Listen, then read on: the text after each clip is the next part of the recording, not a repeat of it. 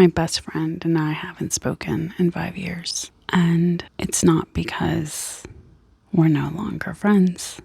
It's because 5 years ago, she ended up passing away unexpectedly. And I'm coming to the realization that grief is something that constantly is in the back of your mind. You don't get better. Your heart just learns how to grow around it and keep going, even if you don't want to. I met her 26 years before she passed. And that means that we got to live a lot of different things together and experience life as we went from being children to being adults to being afraid of turning 40. Unfortunately, she never made it to 40.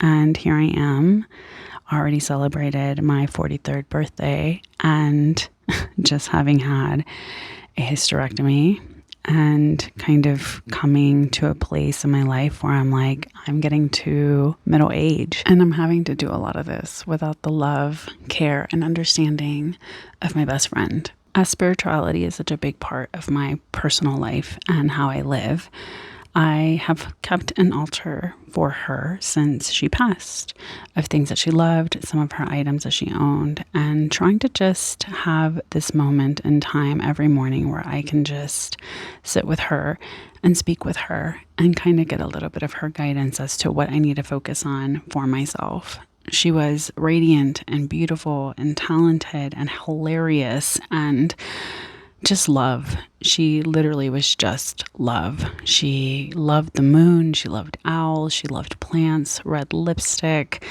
She just showed me so much of how to love and care for myself in ways that I hadn't been taught as a child.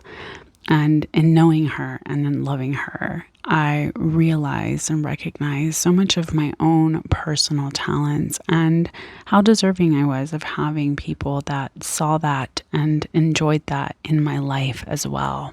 Grief feels like such a hard word to talk about. And in American culture, I always feel like there's not really a way to describe what it feels like to lose someone that you love so very much and to not know how to describe what their absence means to you in so many different ways.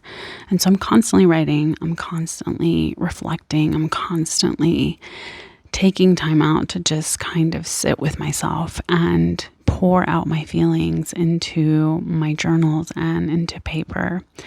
I kind of like to view my relationship with her as one that is veneration out of love. And I kind of like to look at her as one of my spiritual ancestors now because the lessons that she taught me in her short life have impacted so many different facets of who I am and how I operate. I miss her like a phantom limb. I miss her like I cannot even describe.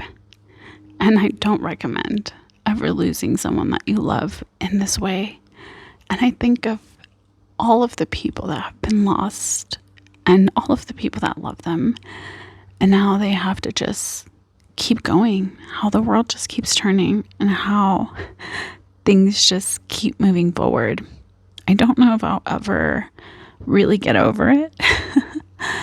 And it's hard. It's hard to describe. It's hard to talk about. It's hard to share with others, not because I don't want to share these things or who she was and how incredible she was, but because she was all of these things to me and to so many others.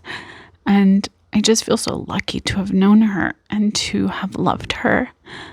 And I'm just so grateful. She changed my life in so many different ways. And her death has impacted me in such a profound way as well. I've realized that I will live a longer life without her than I got to live by her side.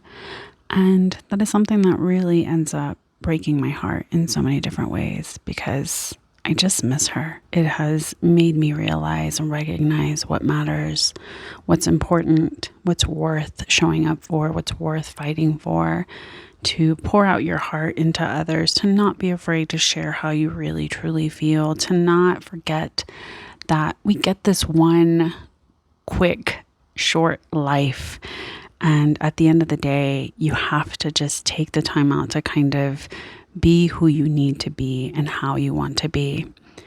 I wish she could have lived the life that was in her heart, but I know that we are all living these things in our own ways because of her and the impact that she had on all of the people that knew her and loved her and were able to just be here at the same time as her.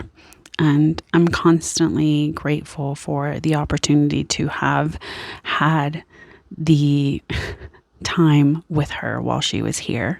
I love you.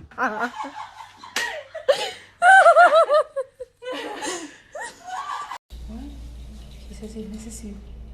He misses you. Oh, I miss you too.